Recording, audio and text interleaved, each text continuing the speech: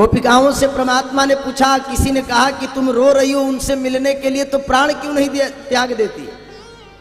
गोपिकाएं कहती है कि प्राण तो त्याग देती, लेकिन कहीं परमात्मा अगर मिलने के लिए चले आए, आज छोड़ करके गए हैं और कल अगर आ जाएं और हम प्राण त्याग दे, तब तो महाराज उनके प्रति समर्पण की भावना में हम झूठे साबित हो जाएंगे। तो बोले तुम जी कैसे रही हो?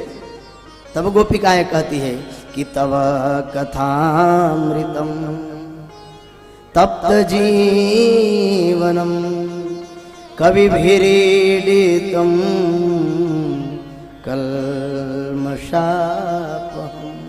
कल्मषापहम, इस जीवन में बहुत से कलमश लगा है। कायेन वाचा मनसा पिपातकम नित्यम प्रकुर्वन्ति सठा हठे। कौन मनुष्य है महाराज जो कभी पाप न करता हो? कुछ पाप जानकारी में की जाती है और कुछ पाप भूलवश हो जाता है। भूल वाली पाप तो फिर भी क्षमा है, लेकिन कायेन वाचा मनसा पिपातकम, कर्म से, मन से, वचन से, इंद्रियों से नाना प्रकार के पाप होते हैं। इन पापों से छुटकारा कैसे मिले? तो कहते हैं कि महाराज भगवान के सत्संग रूपी निःशुल्क चिकित्सालय में आकर के अपने आत्मीय पापों को महाराज, अपने अंतःकरण के कलमशों को दूर किया जा सकता है। तब भगवान की कथा है।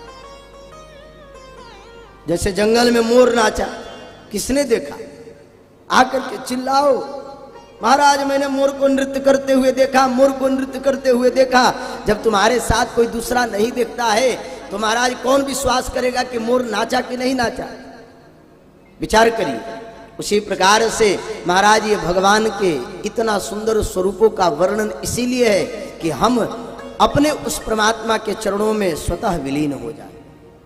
जैसे नदियों की गति, नदियों की मति, नदियों के लिए एकमात्र श्रेयस्कर मार्ग है सागर में जाकर के मिल जाना, उसी प्रकार मानव मनुष्य की एकमात्र गति है परमात्मा के चरणों में विलीन हो जाना, भगवान के हो जाना।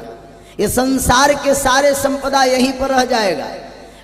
भगवान की भक्ति संपदा के लिए की जाती तो मीराबाई महाराज अपने घर के सारे संपदा को लात मार करके निकल पड़ी। ध्रुव जी महाराज, प्रहलाद जी और यहाँ तक महाराज नरसिंह मेहता जीवन के सारे संसाधनों को छोड़ करके परमात्मा के संतों के संग करते करते अंततो गत्वा उन्हीं परमात्मा पर अपने विश्वास करके सारे संसाधनों को छोड़ करके भगवान के चरणों को एकांगी करके मुक्ति को प्राप्त हो गए। यह है परमात्मा के प्रति समर्पणता।